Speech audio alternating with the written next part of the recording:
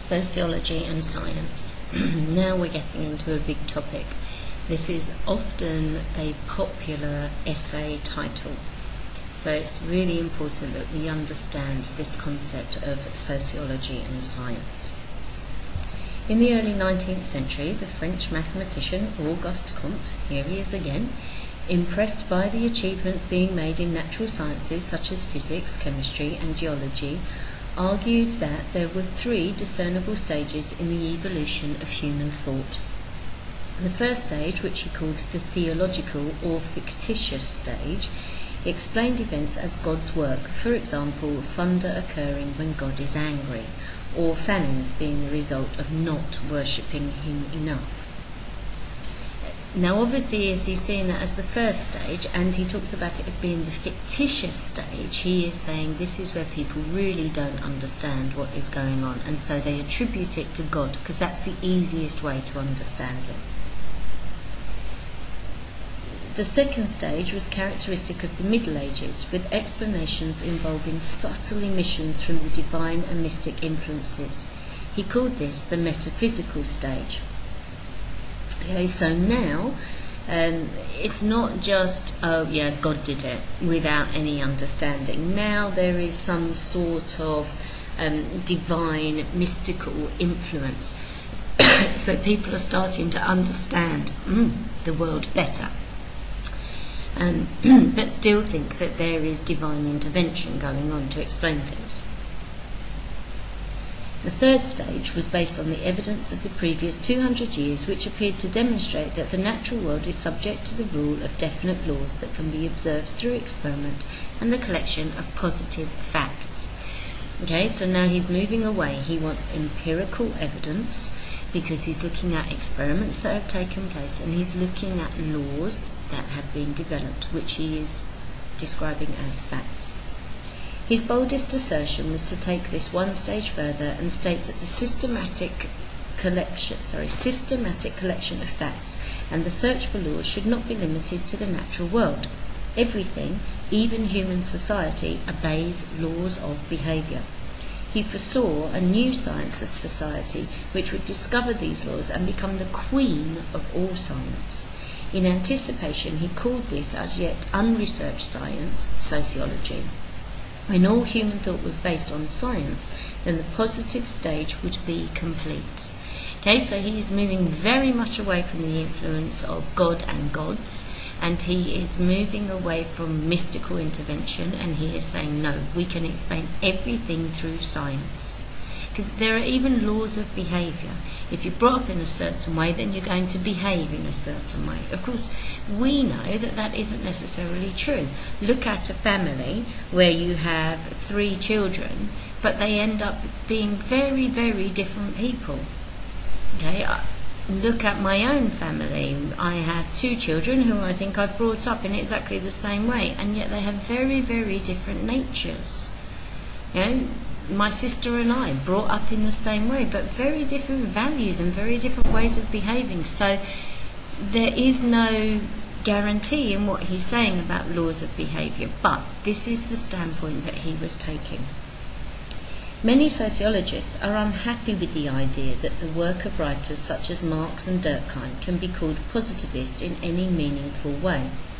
They point to studies such as Durkheim's Suicide, which argues that the real cause of suicide is not religion, the family, or the contemporary political situation, but something unmeasurable, the extent of integration and moral regulation in society. Strictly speaking, then, positivism in sociology corresponds to the narrow definition of science as quantifiable, generalisable, and concerned to identify clearly observable causes and correlations. Theorists such as Marx and Durkheim were working towards a broader view of this scientific project. Okay, so Durkheim very famously did research on suicide. Of course, the big issue and problem with doing research on suicide is that the people you're researching are dead. So you can't ask them why it was that they did something. They may have left a suicide note, but if they wrote that suicide note when they were in an agitated state of mind, is that actually a true reflection of how they were feeling? And so all of this becomes very difficult to understand. Okay, now Durkheim came up with his own ideas of exactly what it was, and he said that it was to do with how well people felt to be a part of society and how those morals of society helped them to feel. They had this sense of anomie, of being separated from society, and this was what led them to suicide. It wasn't their family, it wasn't religion, although if people joined a religion, they would lose that sense of anomie, and therefore there would be no necessity for suicide, and of course they'd be told it was a mortal sin. So all of that changes. Okay, now if you take Comte's definition of what sociology is, then these people are being positivists because they are finding out generalizable facts. Okay, but both Marx and Durkheim would say no, there is a broader view. This is just one scientific project or one area that we have looked at. Positivist and structural sociology. Positivism is one of the key concepts in social science. Unhelpfully, it is used differently in subjects such as law, positive law, economics, and sociology. In sociology, positivist sociology and structural or realist sociology are often thought of as the same thing. Okay, so be very careful when you're using the terminology, but they are interchangeable really. So positivist sociology is similar to the concept of empiricism. Okay, remember that means wanting to find evidence. It is mainly interested in pursuing a research program that is parallel to that of the natural sciences, seeking to discover patterned and regular events in the social world whose occurrence is either caused by another event or strongly correlated with that event. Okay, so it's experimental. It's saying this happens because that happened. A social mechanism may be clearly identified and measured. For example, the relation between attendance at parents' evening and the educational attainment of the child. If I attend a parents' evening, will my child do better at school?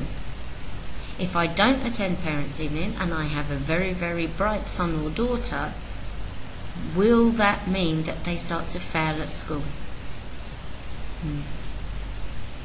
Structural sociology is thought to be concerned with the cause of events at such a deep level that they may not be observable in a simple way, so that it is not possible to say that one event causes another to happen. Causes exist in the structure of power and social relations.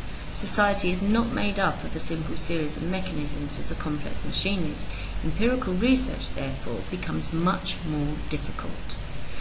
Okay, now we may want to say this happens because that happened, but then we may say this happened, see that this happened, and for one person it was because that happened, but for another person it was a completely different reason, okay, or a completely different cause. So it's very difficult to do this type of empirical research when you're looking at society as a whole. And the structure of power will mean that for some people there are differences in the causes behind what they're doing. However, the idea of formulating a science of society was attractive to many, and by the mid-19th century, writers were beginning to claim this status for their social theories. Marx, for example, in outlining historical materialism, describes the material transformation of the economic conditions of production, which can be determined with the precision of natural science. Okay, so he is starting to say that he is being scientific in what he is looking at. So historical materialism is looking at how wealth has been distributed across the years, okay, and showing that that distribution of wealth also correlates with the distribution of power. So if you are wealthier, you are more powerful. And he said this becomes a natural science because he's got the data to prove it. He can start doing some experiments on finding out how powerful you are and measuring it against how much money you have.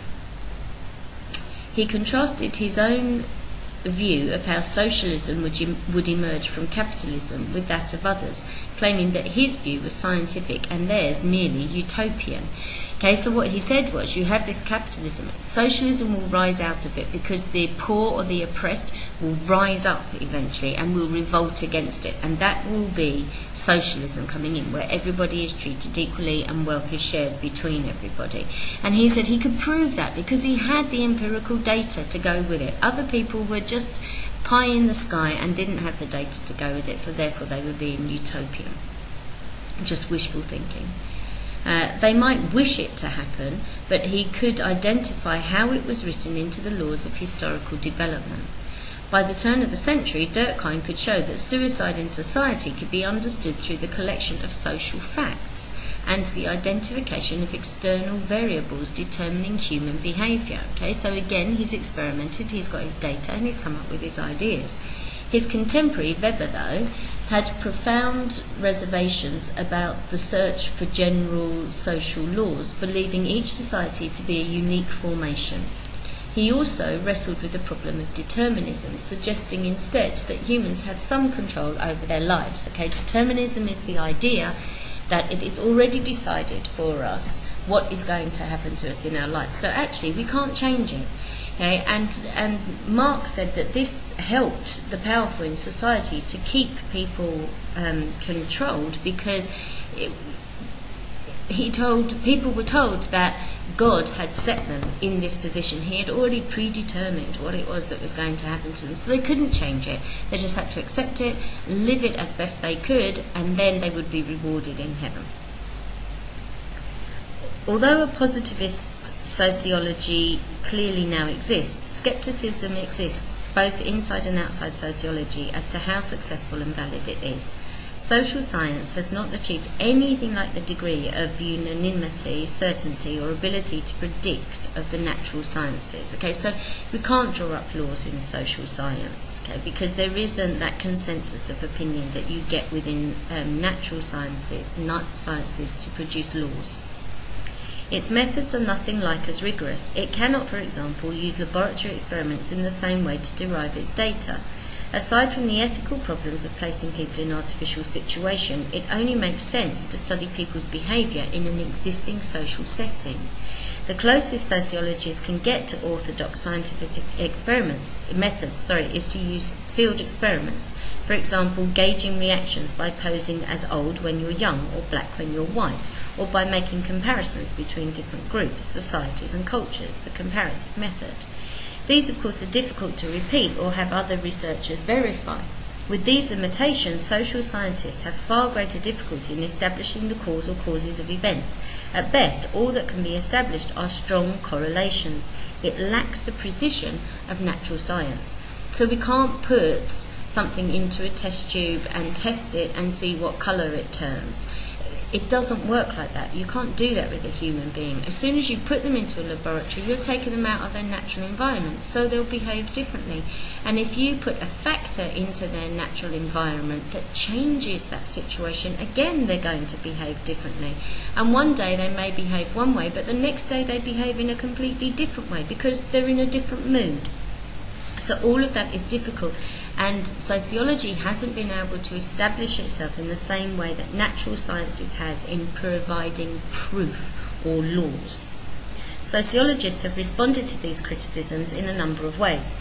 From a positivist point of view, while many of the above criticisms are accepted, the argument remains that what most sociologists do is, nevertheless, scientific, in that sociology constitutes a body of organised knowledge developed through systematic inquiry using techniques that approximate to those of natural science, yielding data of similar reliability and validity. So if you tested them again, would you get the same results? They're reliable. Do they correlate to other things? Do they fit in with other ideas? Then they become valid. So, the hypothetical deductive method. Many scientists would argue that good science is based on the hypothetical deductive method, which proceeds through the following stages. Observation. All scientific activity depends on systematic observation, recording and description of its subject matter. Conjecture. In order to explain any given observation, scientists must think of a plausible reason for its occurrence. Why did that happen? Let's think of the reasons it could be. Hypothesis formation. The conjecture must be operationalized. In other words, it must be put in a form that will allow the scientist to determine how well it explains the occurrence of the observation. At this stage, an attempt is made to predict the results of a test. Testing. The hypothesis must be rigorously tested under controlled conditions through an experiment to show whether it can be proved wrong or not. Generalization. If the hypothesis has not been proved wrong by the test, it shows that the conjecture explains the occurrence of the observation. It can then be generalized either into a law-like statement, for example, light rays bend at an angle dependent on the density of the medium they enter, or a probabilistic statement. For example, there is a 70% probability that X will occur when Y is also present under condition Z. Theory formation. A number of generalizations are ordered into a coherent model or theory which explains a given range of phenomena. The hypothetical deductive method further requires that the researcher be totally neutral at all times and in no way allow their own views or prejudices to colour any aspect of the research program. If they don't remain objective but become subjective, then their work ceases to be scientific and becomes corrupted and distorted.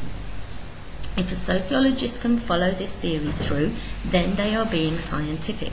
But how easy is it to do that with a human being as opposed to an inanimate object? However, sociologists would say they try to reproduce the hypothetical deductive method in as many of their observations as they can.